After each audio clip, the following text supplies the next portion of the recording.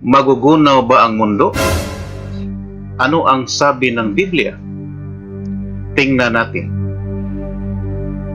May mga nag-iisip na hinihula ng Biblia na magugunaw ang mundo o masusunog ito sa apoy. Hindi ba itinuturo ng Biblia na masusunog sa apoy ang lupa? Marami ding nagsasabing magugunaw na daw ang mundo. May Third World War na daw dahil sa mga bagong pangyayari ngayon sa mundo. May sunog sa Australia, sa Amazon, sa Indonesia. May nakikilabot na outbreak sa corona na may D, na kaya maraming nagsasabing ito na siguro ang the end of the world. Magugunaw na ang mundo, ang sabi nila. Kayo kaibigan, natatakot ka ba sa mga pangyayari ngayon? Magugunaw na ba ang magandang mundo natin? Ito ay ating sagutin sa Biblia. Magugunaw ba ang mundo? Ano ang sagot sa Biblia? Hindi. Hinding-hindi magugunaw ang mundo at hindi rin ito papalitan. Itinituro ng Biblia na nilikha ng Diyos ang lupa para tirhan magpakailanman. Sabi ng Biblia, basahin natin. Ang mga matuwid ang magmay-ari ng lupa at tatahan sila roon magpakailanman. Awit 37 verse 29. Itinatatag ng Diyos ang lupa sa mga tatag ng dako nito. Hindi ito makikilos hanggang sa panahong walang takda o magpakailanman. Awit 104 verse 5. Ang lupa ay nanatili maging hanggang sa panahong walang takda.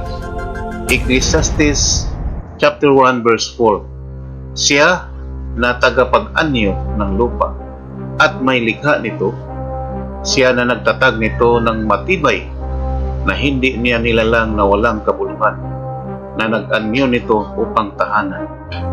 Isaiah 45 verse 18. Mabasa natin mismo sa Biblia na hindi magugunaw ang magandang mundo natin magpakailanman. Ito ay nilikha ng Diyos para tirahan ng mga tao. Pero may mga tao na walang pakialam sa mundo.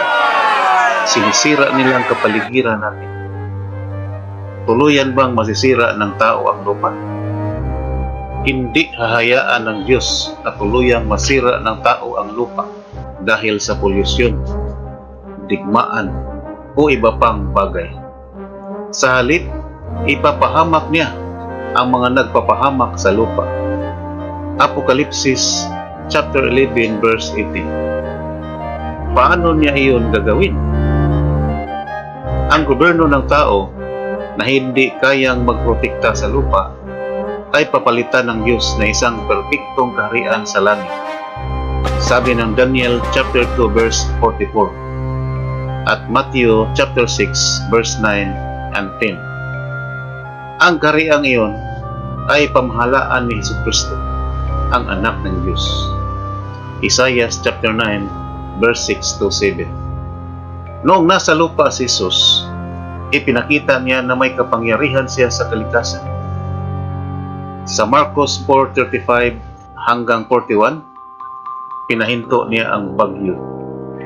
Kahit ang hangin ay nakikinig sa kanya. Bilang hari ng kaharian ng Diyos, lubusang pamahalaan ni Jesus ang lupa at kontrolin niya ang mga elemento nito. Ibabalik niya ang lupa sa dating kalagayan nito gaya ng hardin sa Eden noon. Matthew chapter 19 verse 28 at Lucas chapter 23 verse 43. Hindi ba itinuturo ng Biblia na masusunog sa apoy ang lupa? Hindi. Ang maling paniniwalang iyon ay karaniwan ng dahil sa maling pagkaunawa sa ikadalawang Pedro chapter 3 verse 7 na nagsasabi, ang mga langit at ang lupa sa ngayon ay natalaan sa apoy. Tingnan ang dalawang mahalagang punto na tutulong sa atin upang maintindihan ang pananalitang iyon.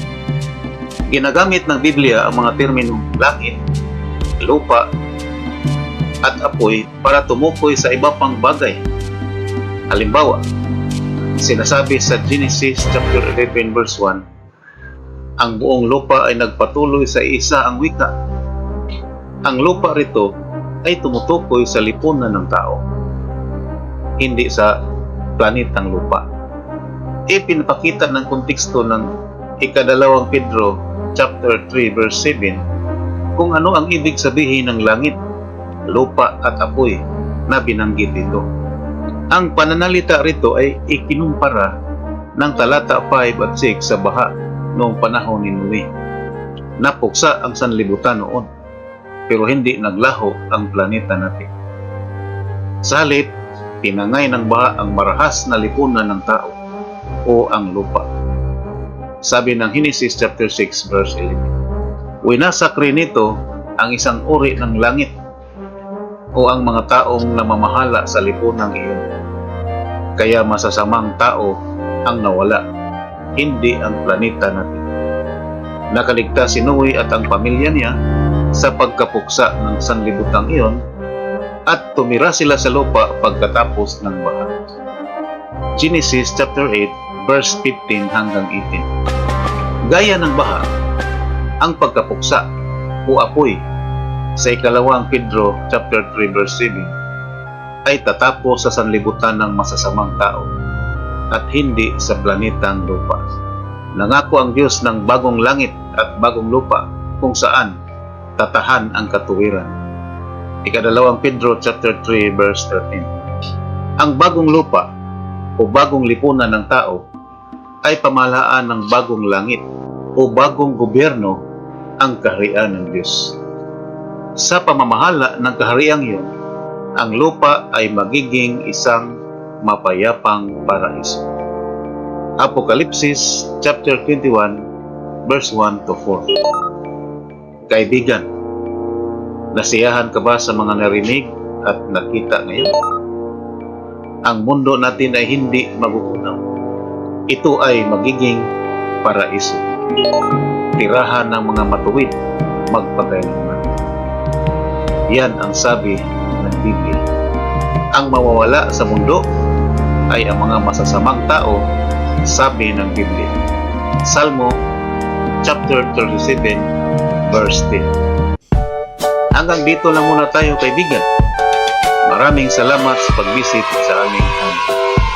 Please like and share to help our channel.